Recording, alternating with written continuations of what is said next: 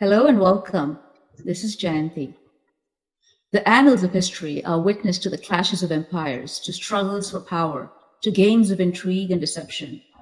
Many such games unfolded during the 19th century as well.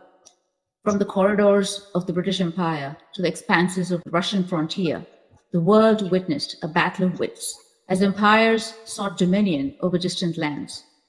These dangerous games, also known as the Great Games, cast their shadow across Central Asia and reached the valleys of Kashmir. This picturesque landscape, nestled between the Himalayas, became a pawn in the hands of geopolitical giants, a buffer state in the midst of empires. The fates of kingdoms were sealed, borders redrawn, and legacies forged, altering the lives of millions in the process. To help us uncover the untold stories of how the Great Games between empires impacted India, we are fortunate to have with us today Venus Upadhayaya. Venus is not only a senior journalist and writer who specializes in the geopolitics of this region, she was also raised in the Himalayas, in the foothills of the Himalayas. She is intimately familiar with the history, culture, and geopolitical realities of the region, and she's currently authoring an essay series on these topics. She's therefore exceptionally well placed to offer us unique and important insights. It is my absolute privilege to welcome Venus on the show today. Welcome, Venus.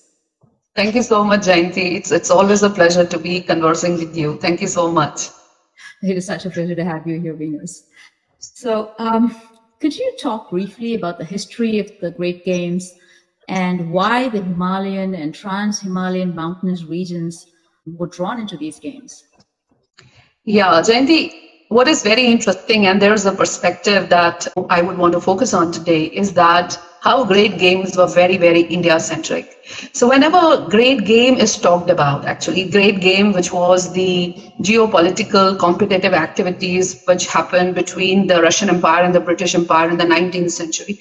And that's what most of the people recognize the Great Games to be. When the Russians started to march through the Central Asia, and the British were actually, because they came in through the sea routes, they were conquering India from south up to the north. So between these two giants, whatever geopolitical activities took place in that buffer zone, in that sandwiched zone, is what is called the Great Game, the 19th century Great Game.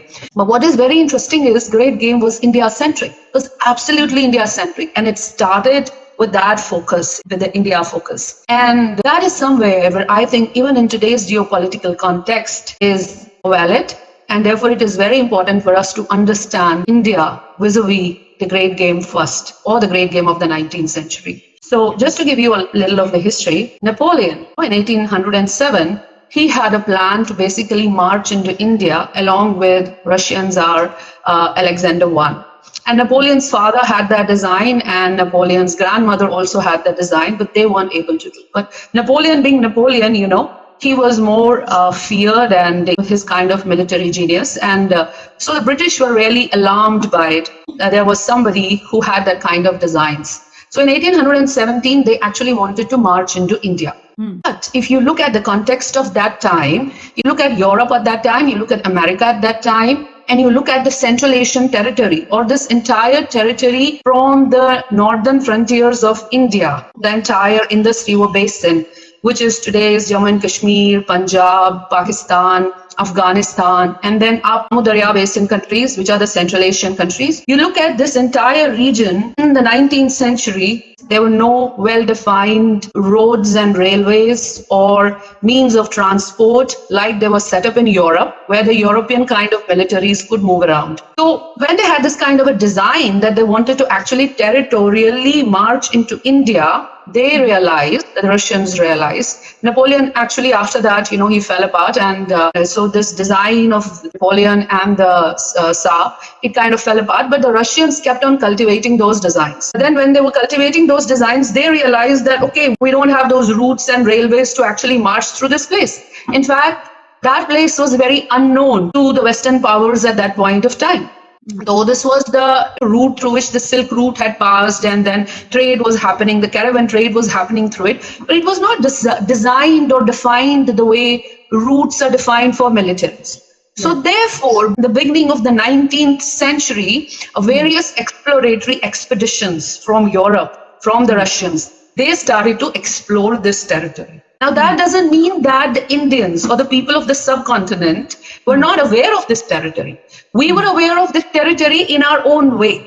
We had people living in these territories, we had people living in the hills, and you can find accounts of those history and those incidents. But because the Europeans and the colonial powers had expansionist agendas for this region, and what they needed for expansionism wasn't present, they started to explore this region. And so the Russians started and the British started, and the British started because India was the coveted British colony. And so the British were very paranoid that the Russian Empire would basically wrestle away India from them. And it is said that the Russians had expanded at a rate of 55 square miles per day, or 20,000 square miles per year. So when the British intelligence came to know that the Russians basically had concrete designs to march into India, and that through the northern territories and the territories of Kashmir, they were actually very paranoid. So if you look at the entire canvas of the Great Game, it was so India-centric, because these expansionist powers, they started to discover the region, the entire Central Asian belt, or the belt of India's northern frontier, Tibet and all these regions, because they were trying to find routes to India. Yeah, and the northern frontiers have always been the access point. And the Russians came kind of close as well, right? Russians came very close. So starting from early 19th century, the French fell out of this entire plan, but the Russians continued. So the Great Games officially, they say, started in 1840s, early 1840s, because there were two East India Company soldiers. One was a colonel and one was a captain, and they were both basically brothers. And they were executed publicly in Bukhara. So Bukhara at that point of time was a khanate. Today it is a city in Uzbekistan, one of the Central Asian countries. They were executed in 1842. It was a public execution, and the executions happened after really bad torture. That kind of set a precedence. And then they were not the only two people. In fact, one of them was responsible for coining this term, the Great Game. And then, so there were a lot of other people, intelligence agents, a lot of exploratory expeditions who were sent both by the Russians and the British, as well as the other European nations, who were trying to find routes through this region. And they fell to the very tough terrain and the very unforgiving geopolitical conditions of this region. So when the Russians started, they started to conquer these Central Asian regions, these khanates at that point of time, one after the other. All of it fell into their kitty. So by 1870s, 1880s, Russians had actually conquered all of it. So they say that when the Great Game started in, say, early 1840s, the Russian and the British Empire were separated by about 2,000 miles from each other. And by the time the Great Game finished in 1907, there was only a few hundred miles between them. In fact, at few places, there were only about 15 to 20 miles. Because through the Pamirs, some regions were very narrow, some regions were vast. So basically, it was just Afghanistan between the British Empire and the Russian Empire. And the Dogra kingdom was in the middle of all this, and they played a pivotal role during the big games as well. Could you talk about them? The Dogras, where they are placed in history at that point of time, and their engagement in the geopolitical context at that point of time, unknowingly made them a great game player. And this perspective hasn't been discovered yet. And it is a very important perspective, because the Dogras, including the Sikhs first basically, they were actually present in that bottleneck. And what is that bottleneck? That bottleneck is actually the Indus River Basin. So we're talking about the undivided Indian subcontinent. If you talk about the undivided Indian subcontinent, you basically have one big river basin, which covers the whole of Jammu and Kashmir, Punjab, today's entire Pakistan, and goes all the up way to Kabul. This is entire thing is in this river basin. So at that time, there were only a few powers which were present in this region. One was the Sikhs, other was the Dogras, and the third were the Afghans. And then there were little petty small kingdoms and chieftains who were, always fighting with each other. But the major players in this region were these three players. And then there were British, who were approaching or conquering territories from south to north in India. And then there were Russians who were marching from the traditional Russian territory down into Central Asia and then up till the border of Afghanistan. Right. So it so happened that when the Great Game started in 1842, around that time, if you look at what the Dogras were involved in, so the Dogra forces had conquered Ladakh in 1834. They had conquered Baltistan in 1840. And the Battle of Toyo happened in 1841, in which General Zorawar Singh passed away. The Battle of Toyo happened in the Mansarovar region, the Kailash Mansarovar range region, where the Dogra forces for the first time actually marched into the Tibet region. Right. And so these British brothers, East India Company soldiers, they were executed after a 4-month-long torture, bad torture, in 1842 in Bukhara. The account of this execution in detail is mentioned in the book, The Great Game by Peter Hopkirk. Peter Hopkirk's book is basically a classic and the most authoritative source on the first Great Game. It provides you a 360-degree angle of entire Great Game framework or the canvas of that time. So, the Dogras, they conquered one territory after another during that time. And history so determined that the Sikhs were the other major power of this region. So, which means that when the Anglo-Sikh War took place, so before the Anglo-Sikh War took place, the British had come almost up till the Sikh territory. Yeah. So, the Anglo-Sikh War took place, the Sikh Empire fell to the British Empire in 1846. Yeah. It was immediately followed by the Treaty of Amritsar of 1846 with Maharaja Gulab Singh and the British, the Dogra Maharaja Gulab Singh and the British. Yeah. 1846, the Valley of Kashmir was given to Gulab Singh. But before that, between 1820 and 1846, there were many other small incidents of geopolitical significance which had also happened in this Indus Basin between the Sikhs and the Dogras. The Dogras had already conquered about 84 Jagirs around Valley of Kashmir. Yeah. At that time, the British were present 300 miles away from the Valley of Kashmir on the banks of the Satluj. Okay. Right? Yeah. So the question here is, when the British knew even at that point of time, see, Napoleon had this agenda of, along with the Russian 𝙒𝙤𝙤 Alexander I, to march into India in 1807, right? So from that time on till the middle of the 19th century, it was these powers, it was the Dogras and the Sikhs. And before the Dogras were present, the Dogras got the Valley of Kashmir. It was the Sikhs who ruled in the Valley of Kashmir for over 2 decades. And before the Sikhs, it was the Afghans who ruled. Right. So then why did eventually the Dogras persist? We need to analyze this thing that during this peak of Great Game, when this territory of the Indus Basin sandwiched between the Russian Empire and the British Empire, it had these 3 major powers, then why did the Dogras persist? It was because, first of all, the British had emerged as the other major power. Second, the Sikhs had lost to the British. So Maharaja Ranjit Singh was already not there in the picture. Right. But before Maharaja Ranjit Singh passed away, many other things also happened. The Russians also actually were trying to gain influence in this region. There are records, Russian generals, military generals, who had actually drawn plans to march into India through Kashmir. Wow. And so that also you find in Hopkirk's book. In addition to that, this entire territory, you had intelligence agents, guys as Buddhist monks. There were many intelligence agents of various nationalities moving through this Sikh and Dogra and Afghan territory. And there was one Russian agent living in Ladakh in 1820s. And he was basically a trader of Pashmina shawls. And he used to trade all the way through entire Central Asia, to Jammu Kashmir, through all the way to Russian territory, up till St. Petersburg's. His name was Aga Mehdi. Aga Mehdi was a Jewish Persian origin man. And it is mentioned by Hopkirk that it was suspected that he was on the Russian 𝙒𝙤𝙤 Alexander I's direction.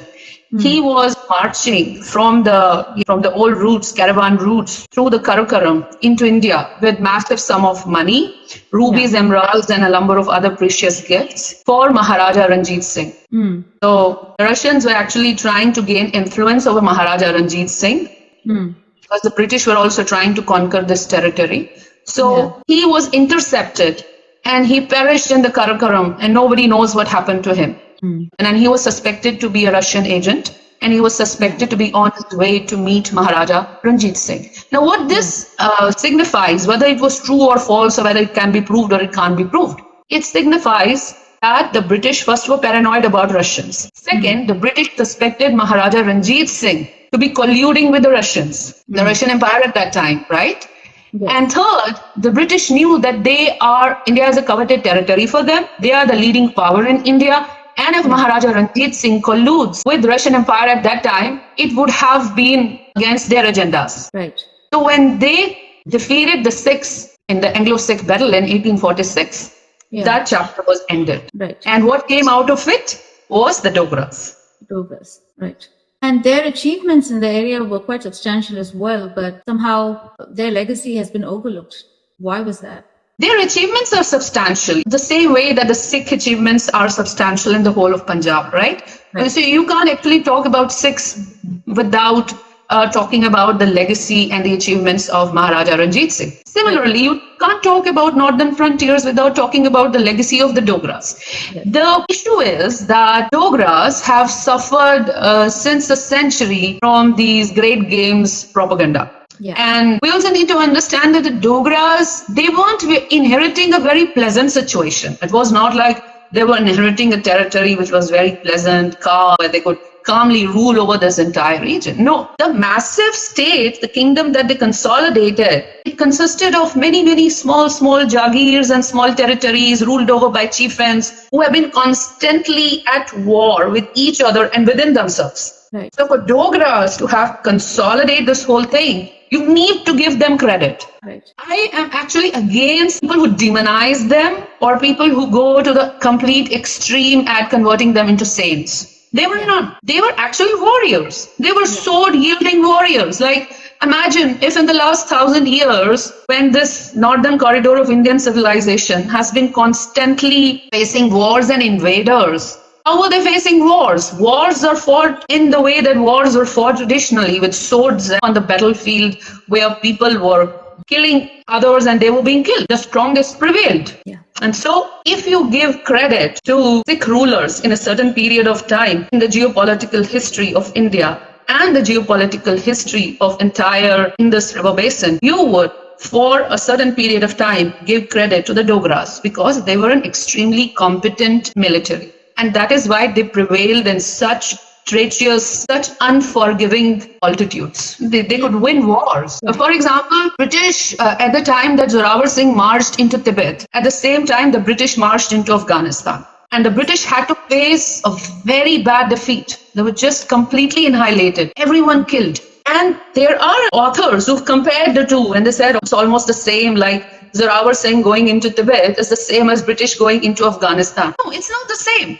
Because British going into Afghanistan is at 3 times lesser altitude than Zorawar Singh going into Tibet, into the Kailash range. Exactly. The altitude makes a huge difference. And what the Dogras were doing was at very high altitude, which is very difficult. Even today, the altitude makes every difference. Until Galvan happened, our armies were not placed 24 hours, 365 days over there. Because the altitude and the climate just made it impossible. Then how did the Dogras survive in that kind of an altitude? If you ever go to Ladakh and these altitudes, some of these highest altitude passes, even in June and July, it snows over there.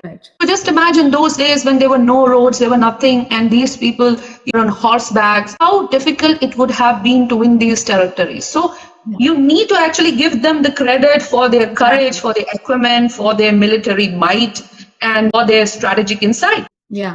Unfortunately, their legacy has been distorted and history has been turned into fodder for great game propagandists, really. And further geopolitical propagandas, because you want legacy of one warrior or one king to prevail over the legacy of the other warrior and the other king.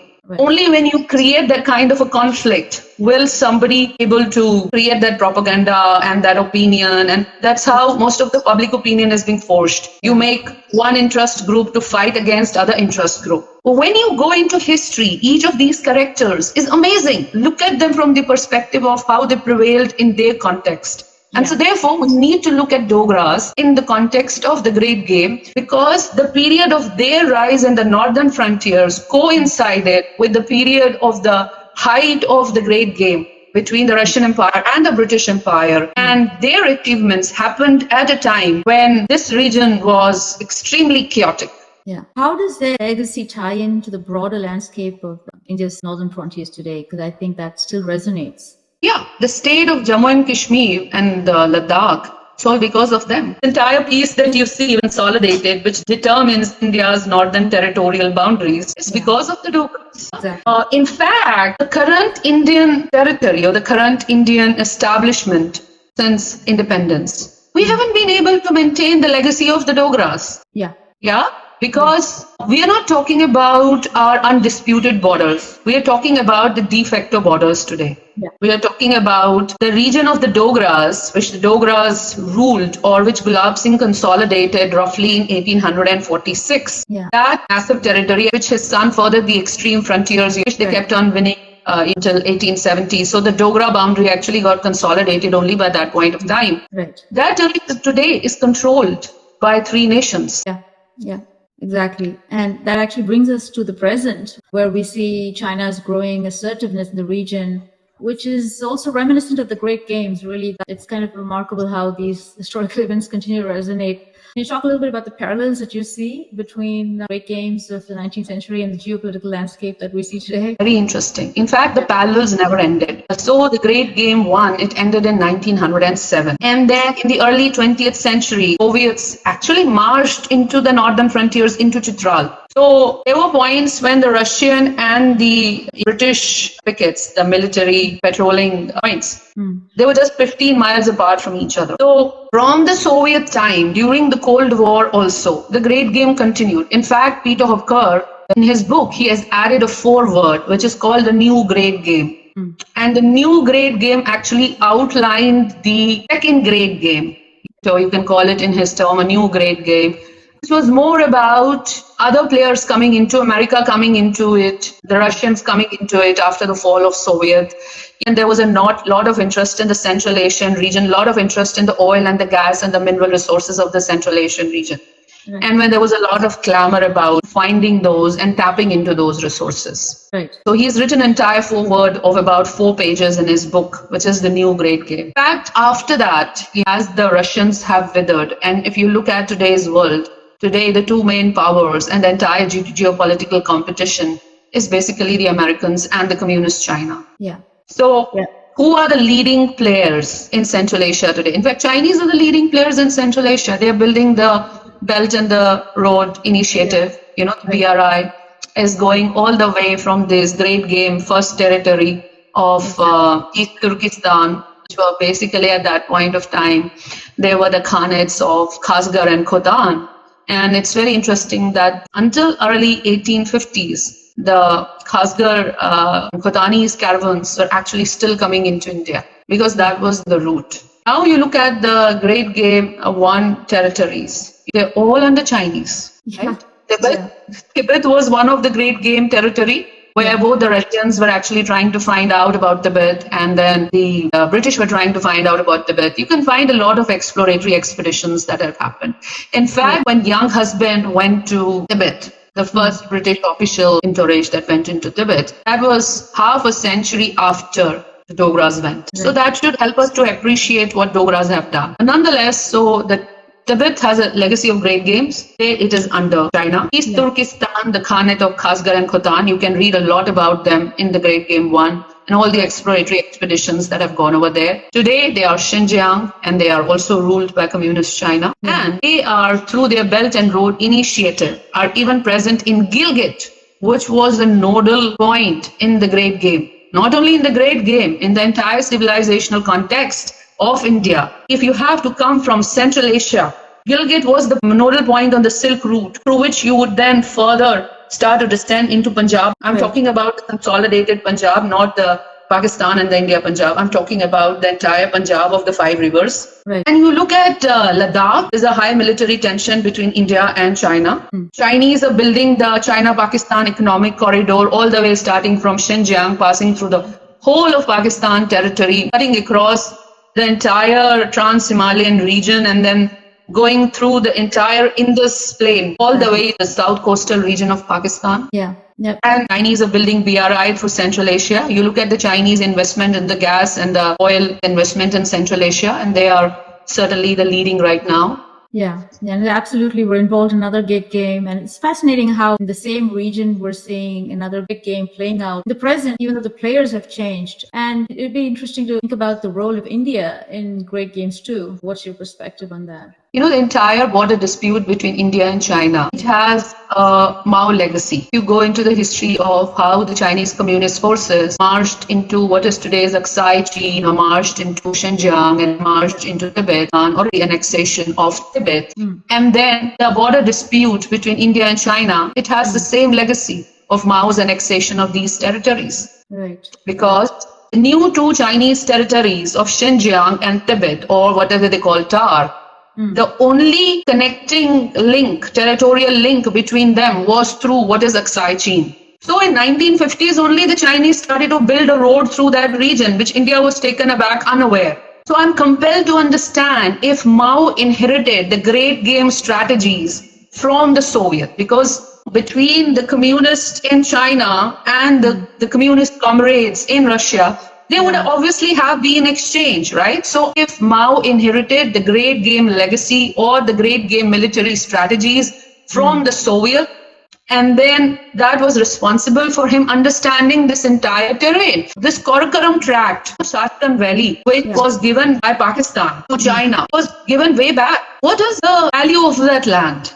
Such a high terrain land, placed so high, they settled their border disputes by giving this territory to them. Yeah. I think from geopolitical perspective, from the great game perspective, the value of that land. Yeah, that's fascinating. Yeah. Mao inherited the great game strategies from the Russian comrade at a time when the Indian leadership failed to understand that. Because how is it that we came to a point that we inherited a kingdom, we inherited a territory which was consolidated and given to us, and decades later we have the same territory, though we claim it, but we don't control it. In fact, we have the highest battlefield of Siachen. It is placed exactly on the Dogra territory. Yeah. But why is it the Siachen battlefield if it was all the Dogra territory? Yeah, this is really important. Yeah, this is very important. In fact, we also need to understand that the entire Himalayan stretch all the way up till Bhutan, it had great game history and great game legacy. Yeah, it's so important that we understand what was involved and how to strategically play our part. I see that the Chinese intent or the Chinese strategy has come unbroken. It has come in continuity. Means and the ways of their agendas, of achieving their agendas, have evolved with time. But the comprehension of their region, of the strategic interest of this region, precedes the understanding of the other players in South Asia, including India. Yeah. Otherwise, we wouldn't give away their territory. It's only now that we understand. It's only, since 2014 that we've tried to be more assertive towards eastern borders, where we have tried to face the Chinese aggression with more assertiveness. Yeah, they didn't understand that we were even in the middle of a game, and it's important to recognize what's happening and how to have a strategy. We need a game plan if we're going to be in a game. We had to go back on defense mode, right? Yeah. Just look at the entire again Dogra territory, leave behind other Indus Basin territories. How many wars have we faced since independence on the western border? And what is the situation on the eastern border?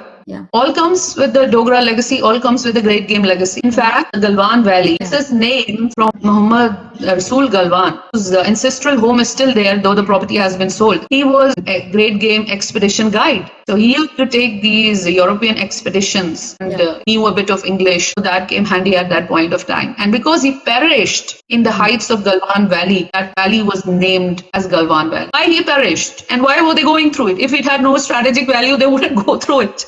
Right. And why he perished? Because it would have been very tough. A person who was a local, who was adapted to that terrain, generations had lived over there, who perished in that terrain. Right. So just imagine the soldiers, Indian soldiers who perished in Galvan in 2020. Yeah. Exactly. Yeah. There is obviously a parallel between what has been happening in these regions. Like when I look into the Indian history and I try to understand Himalayas, for that matter, say from India's civilizational perspective, you can read a 2000-year-old account. If you read Kalidasa's Kumar Sambhavam, it starts with description of Himalayas. and beautiful, detailed, specific description of Himalayas. Yes. So that means civilizationally, we are aware of this territory. We know that this territory are highest mountains. We know that this side is water, that side is water. We know all of this. So what differed? The difference is that the Great Game first happened after the onset of the Industrial Revolution, which had completely changed the meaning of war and peace and territories and nations. Yeah. That's where somewhere I feel that Dogras were also very oddly placed in this transit in history, because they've come at a point where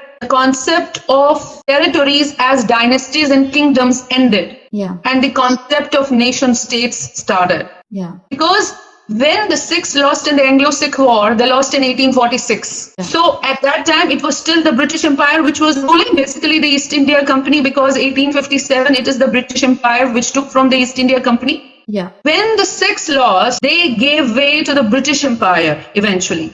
They then give way to a nation state. But when the Dogras' last ruler, Hari Singh, had to leave, his territory gave way to a nation state because it merged with India. It didn't lead to another dynasty. So there is a major change that is happening in the concept and the perception and in the idea. And somewhere we have to juggle through this entire comprehension and cognition, which is where understanding Dogras as a great game military force becomes very important. Absolutely. Yeah, and it's really important that we understand this context to reclaim these narratives as well, because it has an impact on policy and understanding how we move forward in great games too. So in fact, the great games continue. You look at Chinese inroads into Nepal, you look at the Chinese activity on the Bhutan border, you look at Chinese claiming Arunachal Pradesh and everything they are doing on our entire stretch of Himalayan border. In fact, we never had a traditional border with China. But isn't the fact that today India shares a border with China also a result of the Great Game? Absolutely. And it affects our security. Sometimes I think the partition of India is a great game legacy, because you look at the way the entire stretch of Pakistan was carved out. Yeah. So what they cut out? They cut out these northern regions, which was since thousands of years have been the point where major civilizational roots have merged. Yes. Today's Peshawar, which was ancient times Takshila and Gandhara, and north of it, Gilgit. All these civilizational roots since thousands of years have passed through this territory. Absolutely. And then further, the entire Indus and its tributaries, its distributaries, which irrigate the entire region of Pakistan. So you just look at this narrow stretch of land that the British cut through it. Yes. Well, to think that they knew that whoever controls this geostrategic territory is going to play a very important role in the geopolitics of the next probably some centuries. Yeah, they absolutely did. And it was very much a part of their positioning of their empire, even as they left. That's why having a military base somewhere in the north of Pakistan is so important, because when you are present there, you have a strategic reach over such a massive region. Yeah. Yeah.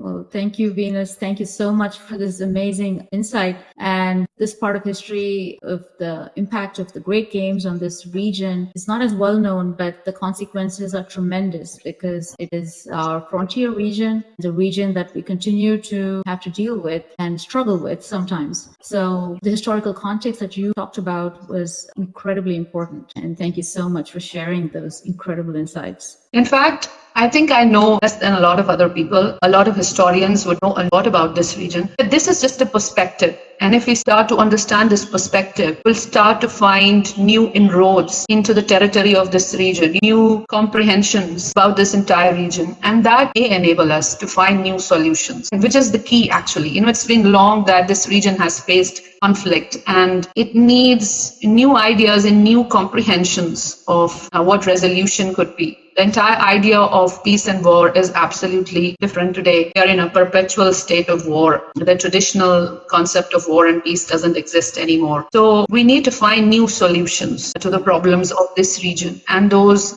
solutions are cross-cutting because the region is a common geography. So I hope that if policymakers start to apply this perspective, they may be able to find some solutions, or they may be able to find some narratives which they haven't thought before. Absolutely, absolutely. That is incredibly important, and the policy is going to be shaped, and the history is important. And I really appreciate all the insight that you shared. And finally, Mark Twain once said that history may not always repeat, but it certainly rhymes. And as we reflect on the echoes of the past that shape our present, it is important to remember that history is not merely a tale of bygone days. It's a compass that guides us towards a more informed future. History is a powerful teacher, but we must also recognize that distorted historical narratives are weapons of mass propaganda in political wars. By uncovering hidden narratives, we gain a deeper understanding of our present challenges. By reclaiming history, it enables us to shape policies that are informed, strategic, and relevant to the complex world. A rising India in the 21st century will be drawn into more geopolitical games than ever. And by using history as a guide, we can act strategically as players, not pawns. Thank you, Venus, for helping us use this important history as a guide and enlightening us. And I hope you will continue to do so in the days to come. Thank you so much for joining us. Thank you, Jayanthi. It's always a pleasure and very well said. Thank you. Thank you. Thank you so much.